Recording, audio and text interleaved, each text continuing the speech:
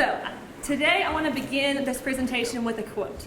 To the world, you may be one person, but to one person, you may be the world. And so right now, you might hear that and be like, that doesn't mean anything. My boyfriend told me that last week. So, but by the time this presentation's over, we want that to have a deeper meaning than just your boyfriend's, telling you whatever. We'd like to welcome to the beginning of Organ Donation Emphasis Week. And this is a week-long event that Phi Theta Kappa has started to promote organ donation. We did this so we could educate you guys and teachers and all those alike on organ donation because there's a need. Some people don't know what organ donation is or any of that stuff. And you might be wondering, why in the world did they choose organ donation? We could have done anything else. But this summer, we had an Honors in Action project, and we chose organ donation because there's such a great need for it. We did a lot of research, and we did research papers, and we consulted various peoples and family on organ donation. This fall, we actually were trained to become volunteer organ donation ambassadors. I hope I said that right. Awesome. But before the presentation begins, I would like to introduce the presenters today. Myself, I'm Evangeline von Bachman. This is Megan Corey, Teresa Frost, Tiana Allen, and Miss Judy Beth McMillan. I hope I said that right. All right. Before we start, I'm going to introduce Miss Nina Strofer, who's also going to introduce a very special guest.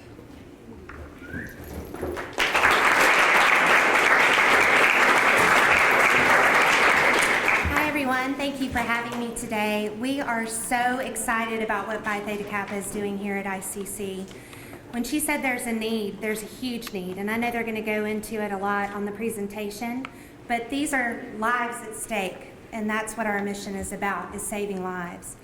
I work with the Mississippi Organ Recovery Agency as a communications specialist, and my primary role is to promote the Donate Life Mississippi Registry.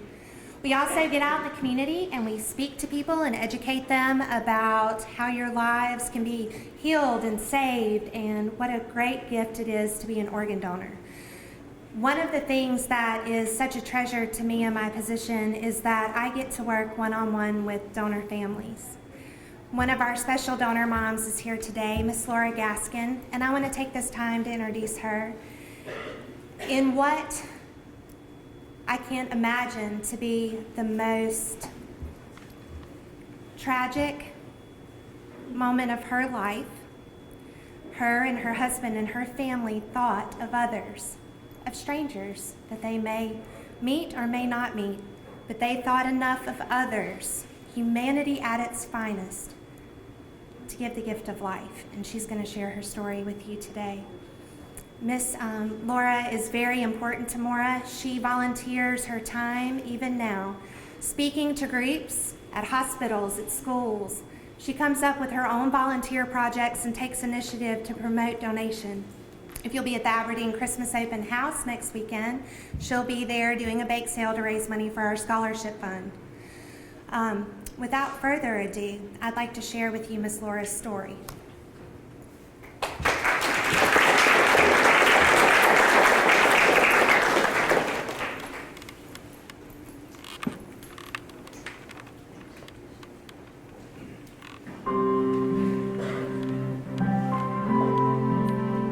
He lived life to the fullest every minute of every day. And I said, is something wrong? And they said, yes, he's been in a bad wreck. I said, is he okay? And they shook their head no. We were excited because we wanted to fulfill Mackey's wish to help others because he was all about helping other people. We had a serious sit-down family discussion, and that's what came out of it. Mackey said, look, take everything I've got. I'm not going to need them where I'm going. And we all talked and all agreed everyone would like to donate when the time comes. It's like a seed plant. It just goes on and keeps giving. One person learns about it or registers and it just keeps trickling down. That just plays out his role in life. He was there to help others, and to this day he's still helping others. Please talk to your family before you're faced with a tragic situation where you have to make a split-second decision. Thanks thanks again for honoring the wishes of your family member or making a donation decision at a very difficult time. You and your family members will remain in my thoughts and prayers with appreciation for your generosity and kindness. P.S. Wish everyone would be a donor. The world needs more people like you. The reason Steve and I work so hard for organ and tissue donation, Demora, is because of the comfort that we have gotten knowing that Matthew's wish of helping others is still out there. And if we can save one parent from losing a child, we've done our duty. Be someone's Mississippi Miracle. Register to be an organ and tissue donor at msora.org.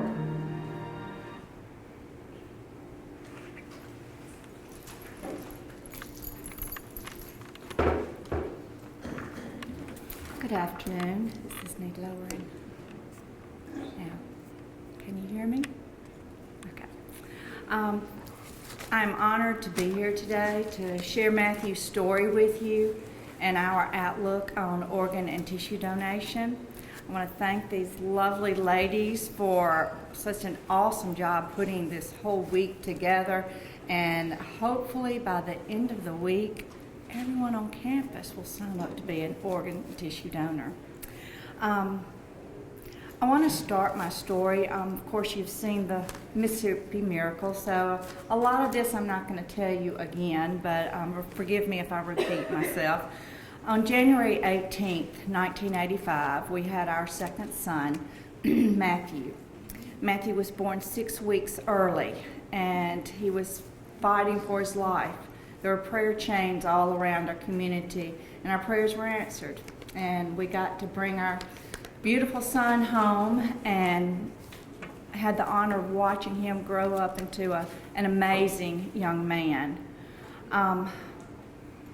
We got to watch him for 23 years and 1 week. And then on January the 25th, 2008, Mackey was involved in a car wreck in Starkville, Mississippi on Octok Road. He was in a Jeep accident. There were 3 others in the car with him. One was the driver who left the scene of the accident. And there were 2 other women, 2 young ladies. One passed away with Matthew, and one was left to fight for her life for weeks in the hospital. Thank the Lord she survived. She is now a nurse, speaking out for organ and tissue donation and trying to help others who have been in a situation like hers where she could not speak because of her trach. And she's taking what she has been through to help other people. And that's a blessing we take out of our tragedy. Matthew was a student at MSU at the time. He was like a lot of y'all, not too much older than you, and searching for what he wanted to do with his life, the career path he wanted to take. And about a few months before he passed away, well, several months, he decided that he wanted to go into the medical field. He became an EMT and eventually wanted to be a paramedic, a nurse, and then a nurse anesthetist. So just like y'all, he had his dreams, his goals set for his life. Just before Christmas, before he passed away, he got his ambulance license, and he interviewed with Columbus Baptist Memorial Hospital in Columbus and got the position of an ambulance driver as an EMT, and was going to work part-time while he was working on his schooling. Let me just tell you a little about Matthew. He was a mess. He was full of himself. Matthew loved life. He was known for his beautiful smile, his constant source of laughter for his friends, and his passion for living life to the fullest. I mean, if there was something to try or do out there, Matthew was going to do it. He loved helping others. That was one of his passions and what led him to want to be in the medical field. Whether it was helping a friend in need, just giving a listening ear or a shoulder to cry on, or saying just the right joke at the right time, Matthew was there. after Matthew passed away, a lot of his friends came to us and shared how he had helped them in situations, and we were so proud of knowing these facts about Matthew. He loved snowboarding, playing the guitar, working out, coffee. He loved being a pilot. He got his license when he was 16, and he loved to fly. He just had so much love for life and adventures planned ahead that were cut short on that cold January day. But on that cold January morning, we were blessed to be able to fulfill Matthew's wish to help others. As the video said, we talked about donation as a family. We had a friend at church who needed a liver, and he was on the waiting list, and we were praying for him because his health was quickly declining, and had a couple of close calls where they thought he was going to be a match, but he wasn't. So we were really in deep prayer for him. We got home that afternoon after church, and we all talked about donation, and Matthew said, "Hey, take everything I've got. I don't need it where I'm going." And he based this on 2 Corinthians 5:1, and it says, "For we know that when this earthly tent we live in is taken down, when we die and leave our bodies, we'll have a house in heaven, a home in heaven, an eternal body made for us by God Himself and not by human hands." And I know the girls will probably answer a lot of your questions about donation and questions you may have, and I know they would love to answer them because they've studied up on it and they are well educated. But when we went into the funeral home the day Matthew passed away, we knew Matthew wanted to be a donor. And that's all we knew. And we asked him, can he donate his organs? And they said, no, I'm sorry, you can't. Matthew died at the scene of the wreck. So because of the circumstances, he was not able to donate his major organs. But they said, but he might be able to donate tissue. We were like, what tissue? What is that? Well, that day began our education on tissue donation. Because like many of you, we were like, now what all does that involve and what? But of course we automatically said yes. Whatever he can give, he wanted to do it. And because of that talk we had with Matthew, we knew right away, yes, we were in shock. And yes, it was the worst day of our life. But we knew from that conversation what to do and what to ask for. So we got our wish, and to this day Matthew's legacy is living on. Through his donation, 2 women can have sight now. One a 20-year-old lady and one a 72-year-old woman. Because of Matthew, lives are enhanced. He had a total of 39 tissue transplants over 17 states. He had 5 ACL repairs, 14 spinal fusions, 5 general ortho repairs, and 2 received tissue to help their fractured bones. Now, a lot of people, may have had tissue donation, but they don't even know it because you don't realize how many parts of a body can be used. We have a man in Aberdeen who was severely burned on his face, and he went into the hospital, and they were doing the process, and they needed to do use a tissue donor skin to let his own skin heal. So he used a donor's tissue. Women who have breast cancer sometimes need tissue. Women who've had heart attacks cannot use the vein in their leg to do a bypass. They have to rely on a donor's, a male's. So there are a lot of situations, like Miss Landers, I was reading the letter about. She needed a bone infusion in her neck. Well, what they do, they take donor bone to make this, what they call glue, to help their spine. A lot of people don't even realize it. Her daughter was a nurse and she knew this, to question this, and that's how she got in touch with us. And to hear her say how grateful she is that her quality of life has improved so much meant the world to us. In one letter, Ms. Landers told us that she wants to donate her body to science so that others can be helped. So what a donation that will be. My husband and I have been working with Maura ever since Matthew passed away because we wanted to look for blessings out of our tragedy. We wanted to turn it into something positive like Matthew would want us to do.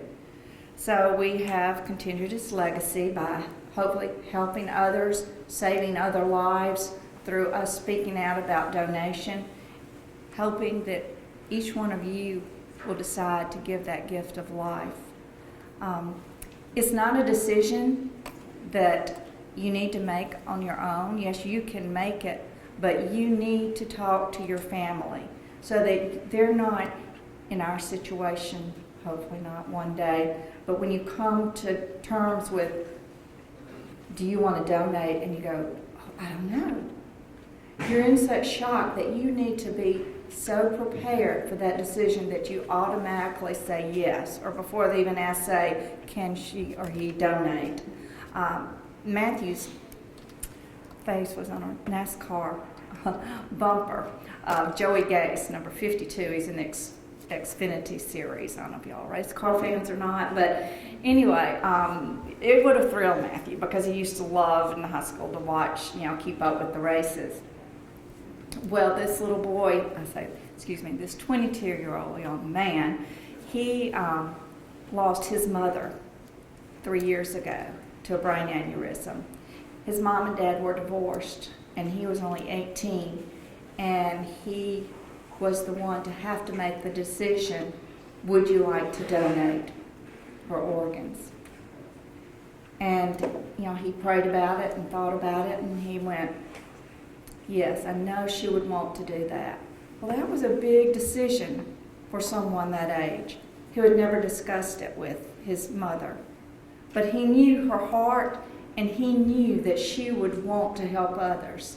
So he speaks out now for organ and tissue donation. His car, he tries to get sponsors for from organ procurement. So we were honored to be able to put Matthew's picture on that bumper, and it was awesome. So there are many people who speak out on organ and tissue donation, but I just can't say enough about these young women who are really doing something about it. So please go by and sign up. You never know when it'll be you or one of your loved ones who needs a donation of tissue or an organ. Think about that, and think about the decision you would want somebody else to make for you. We went after Matthew passed away to a friend's house that lost their son. And we're taking them some books that had helped us through our grief process. Unfortunately, they did not think about organ donation when their son passed away suddenly. And they said to us, oh, how we wish we had thought about that, we had known about it. Because we would have loved to have had something good and positive come out of this. So once again, talk to your family, because you never know when your last moment on this earth is going to be, or your parents, or your sister, or your brother.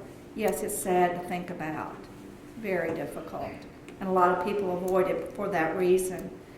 But if you like to help others and you have a good heart, I know you will make that right decision. Because as they said, to one person, you you are one person into this world, but to one person, you are the world. And you could be the world to somebody. So please, leave here and really think about helping others. Your last act of kindness in this world could be your gift of life. Thank you.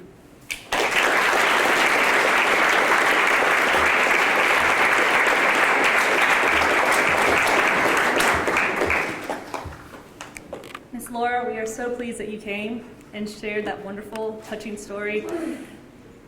It must have been something to be there, and I can't describe it. I know you can't, but we are so thankful for that gift of life that you gave through Matthew.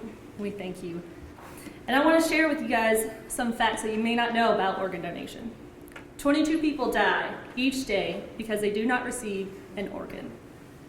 And also, every 10 minutes, one person is added to the national waiting list.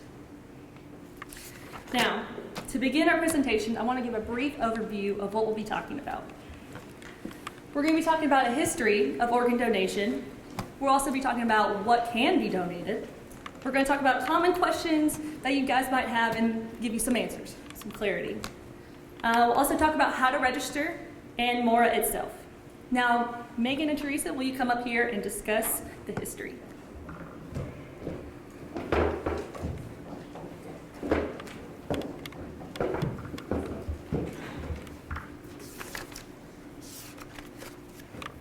In the 1940s and 1950s, there was a plastic surgeon by the name of Joseph Murray. He worked with the Army during World War II, just with hand and face injuries of soldiers. While he was overseas working, he did the first skin graft on a pilot who later lived to the age of 84. When he got back to the United States, he performed in 1954 the first kidney transplant between two twin brothers. Transplants at that time only worked between close relatives, and surgeons really didn't know why, so further research was done just to see if they could find a way to suppress the immune system to where a recipient and donor don't have to be related. In the 1960s, there was 160 heart transplants were attempted in 1968. By the time of 1970, only 10 people survived. One of the first successful attempts was actually with the use of immunosuppressant drugs. Immunosuppressant drugs actually lowered the rejection rate of transplants. It increased the survival rate of the organs and made unrelated donor transplants possible. Currently, the immunosuppressant drugs are used for post-trauma treatment, post-surgery treatment. Currently, we have some newer developments when it comes to organ donation.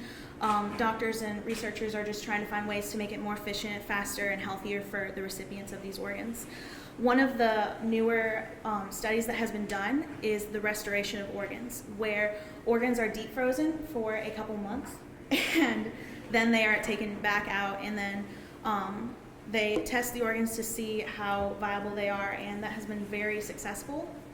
Another way that has been researched is medical perfusion technology. This has been used on livers, kidneys, where an organ is, as it's being transported, it is pumped with either nutrients or artificial blood. This keeps the organ alive longer, and again, it's more viable when it gets to the recipient. Some national and local facts you might not know. Currently, 122,000 women, men, and children are on the waiting list for an organ transplant. Every 10 minutes, a new name is added to that list. On average, 22 people die each day while waiting on that waiting list. Approximately 1,500 Mississippians are on that list. Lives you can touch by just being a donor. One organ donor can save up to 8 people. One tissue donor can improve the lives of 50. So potentially you can save the lives of around 60 people. Now you may think, well, what am I donating that can save these lives? Here are some common organs that are donated. The heart is the heart is donated, and usually the heart to be donated conditions include a heart failure or a heart disease. The kidney is the most common organ that is transplanted and also in the most need. For those in need of a transplant are usually on dialysis for most upwards to all their lives until they get a kidney. And then there's the liver. One liver can actually be divided into 2 recipients, and the recipients are matched by blood type, donor size, donor weight, and the conditions that you would have the need for a transplant of a liver would be birth defects, bile ducts, hepatitis, and drug or alcohol abuse. Another organ that can be donated is the lung. One lung can save 1 life. So one donor has the potential to save 2 lives. When the lungs are to be donated, they match to a recipient based on the blood type, the size of the donor, the weight of the donor, and then what conditions they actually have that make them need the lung. Some of these conditions can include cystic fibrosis, pulmonary hypertension, or pulmonary edema. The pancreas is one of the newer developments when it comes to organ donation. The first pancreas was donated in Australia a couple years ago, and it's often donated with a kidney. The conditions that could make someone need a pancreas, diabetes, pancreatic failure, and then the intestine is most often donated to infants or children, and that could be just a result of a twisted or blocked intestine or Crohn's disease. Some uncommon organs that can be donated are the heart valves, which are used to repair heart defects and damage, the skin, which is used for burn victims or those suffering from disfigurement disease or injury, and then the bones, which are used for orthopedic conditions. There's connective tissues such as tendons and ligaments that help with orthopedic and neurological conditions, which is like the ACL surgery. That is actually a ligament that was donated. There are veins, which are used for heart bypass surgery. It's for also those to avoid leg amputations for those with poor circulation in their legs. And the eye. Your corneas can be donated, and you can possibly restore sight in someone who is blind. And now Megan, we've talked about all these organs that can be donated, and Megan will talk about how actually you get the organ once you decide to donate.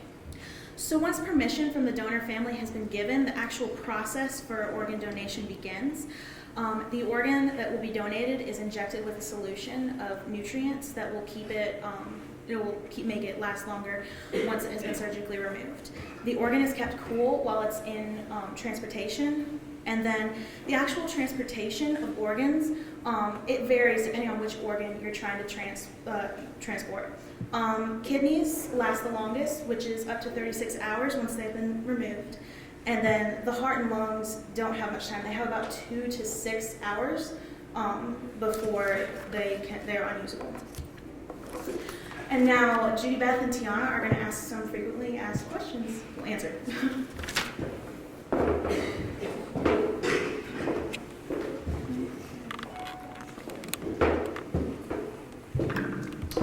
Okay, so I know a lot of you guys may have a lot of concerns about organ donation, so we're here to sort of clear up some of the frequently asked questions. The first question is, can I set limitations on the organs, eyes, and tissues that I would like to donate? Yes, you can. If you would like to set some limitations on these organ donations, all you have to do is when you fill out your registry form, specify which organs you would like to donate, and also you can do this online. Okay, and so what if I decide to become an organ donor? Who can be a registered organ, eye, and tissue donor? This is a very good question, and the truth is that almost anyone can be an organ donor. At the time of death, the doctor will check your medical suitability to decide whether or not you can become a donor. Now, there are 2 medical problems that can possibly keep you from becoming a donor, and that is cancer within the past 5 years and HIV. But we do strongly encourage anyone with these medical problems to go ahead and sign up to be a donor, because you never know what kind of medical technology can be changed within the next few years. Okay. So what if I become an organ donor, but I end up changing my mind?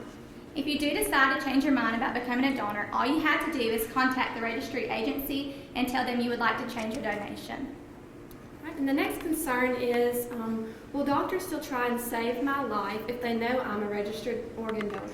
Now, this is a very tricky question, and a lot of people like to think that their lives will not be saved if the doctors do know that they're organ donors. But the truth is that you have a doctor specifically for your problem. So say if you're in a car accident and you have some very bad trauma, you're transferred to the hospital. When you get to the hospital, you're given a doctor specifically for your problem. doctor's main point at that time is to save your life and your life only. Only after a time of death is announced and you're pronounced dead will the doctor consider donation. And what if an individual registered to be a donor, but the family decides that they don't agree with it? Now, federal and state law do support donors' rights. So, if an individual has decided before the time of death that they want to be a donor, the family has to occupy this decision. So, they will be informed of this decision that has been made, and they will be supported throughout this process. And like Miss Laura was saying earlier, to go ahead and make this process a little less stressful when a time of death does come, it is very important for you to talk to your family about the decision that you have made so that it's not a problem once the time has to come. And the next question is common. A lot of people have asked this. Does the donor's family have to pay anything for a donation? No, there is no cost for donation. Since donation is a gift of life, there is no cost. But now keep in mind that the family might have to pay a few non-medical costs like funeral arrangements or transportation, but there is no cost whatsoever for the donor's family for donation. And this is actually a common concern that I wasn't even aware of in the beginning, and it is, will being an organ, eye, or tissue donor affect my funeral arrangements? And the answer to this is because of the great medical technology that we have today, families are still going to be able to hold an open casket funeral. So funeral arrangements will not be affected by this donation process. And some individuals may have this particular concern. Will my religion allow me to be an organ, eye, or tissue donor? In the U.S. today, most religions actually look at organ donation as a charitable gift of life. So more than likely, your religion is going to support your decision to be a donor because they are looking at this as a gift of life. And who wouldn't want that? The last question is, how is the organ process or list determined? Okay, so I'm going to talk through a couple steps about how someone goes about getting an organ donation. First and foremost, a doctor must decide that someone needs a transplant. Once an individual has figured out they need a transplant, they're placed on the National Transplant Waiting List. And an organization called the United Network for Organ Sharing is in charge of this list. Once a donor has become available for this organ, the organ donor and the transplant recipient are matched by their genetic makeup and their blood type. Compatibility is decided, and if the compatibility is correct, then the organ will be received by the transplant recipient. But now keep in mind that this compatibility is never based upon your age, your race, your social status, or financial status. It's only based on your strict medical criteria. Now, Tiana, since I've answered all these questions and concerns, I want you to explain to everyone how they can become donors if this is their decision. Okay, I'm going to talk a little bit about registration and how you guys can become an organ donor. How to register. There are 3 different ways that you guys can register. Number 1, you can register with your local Department of Motor Vehicles. And you can go online at the web address listed there. And we'll also have, outside of the Student Services Banquet Room, we'll have a table set up with some forms to fill out, or you can fill it out online if you wish to do it today. And don't forget that if you do sign up, make sure to designate that you're with ICC. Secondly, I'm going to talk about MORA. And MORA is the Mississippi Organ Recovery Agency. It is a type of OPO, an organ procurement organization. It is federally designated, which means it's recognized federally, and collaborates with the Mississippi Lions Eye Bank. It is one of 58 OPOs, or organ procurement organizations, in the United States. The regional offices are in Tupelo, Jackson, Hattiesburg, and Gulfport. And next up, I'm going to introduce Miss Nina Strother. She's a communications specialist for MORA, and she's been a wonderful asset to us for PTK and our efforts in advocating for organ donation. So give us a round of applause for this.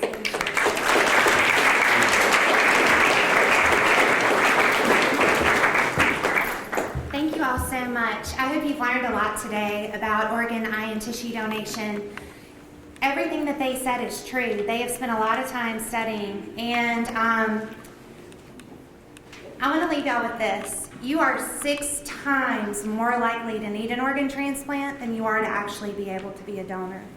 When they were talking about medically, if the doctors will take care of you if you're a donor, a lot of people don't know this, but in order to be an organ donor, you have to pass away in a hospital setting from brain death or cardiac death from a brain injury. This is not a coma. This is not a vegetative state. This is death. A time of death is called. And so there is no coming back from it. You are deceased. So if you can give the gift of life, save up to 8 lives. Tissue donation, it doesn't have the same criteria. You can donate upon death. It doesn't have to be from brain death. So if you do pass away in the way that you can be an organ, eye, and tissue donor, you're looking at least 60 lives that you could save. You can have the same funeral you were going to have before you were going to be a donor. It is no cost to you or your family or your estate, and it can help so many people. So I really encourage you to think about it, talk about it with your families, and if you'd like to register, do it one of those ways. We've got tables set up outside. If you'd like to register today, you can do it when you get your driver's license renewed. You can do it online. Just get out there and do it. And I've got some door prizes. Y'all have your tickets? All right, but I want to end you guys with those statistics again. During the time of this presentation, 4 more people were added to the National Organ Waiting List. And during this presentation, sadly, 1 person has passed away, waiting for the life-saving organ they never received. So now I'm going to draw your attention back to this quote that we talked about earlier, and hopefully now it'll have a great, wonderful meaning behind it. Today we talked about the history of organ donation. We talked about the organs that can be donated. We answered some of your common questions that most people have and tried to answer them to clear out the confusion. We talked about how to register and MORA itself. Last thing, we'll rehash. This Phi Theta Kappa is having a donor challenge, which will be started in the spring. Well, this week, and then more into the spring semester. But we are challenging the junior colleges all around to see who can get the most organ donation, organ sign-ups. Yeah, there you go. I did not word that right, I apologize. Registrations, there you go.